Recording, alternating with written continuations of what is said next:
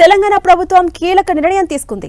భారతదేశంలో మొట్టమొదటి మహిళా ఉపాధ్యాయురాలు సామాజిక సంఘ సంస్కర్త అయిన సావిత్రిబాయి పూలే జయంతి సందర్భంగా ఇవాళ మహిళా ఉపాధ్యాయ దినోత్సవంగా నిర్వహించాలని నిర్ణయించింది.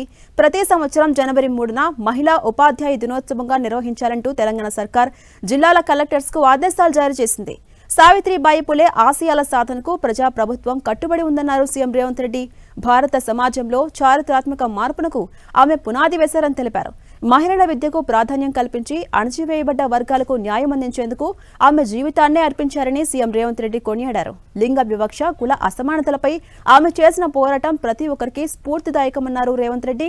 సావిత్రిబాయి ఆశయాలను సాధించేందుకు ప్రజాప్రభుత్వం నిరంతరం కృషి చేస్తుందని తెలిపారు.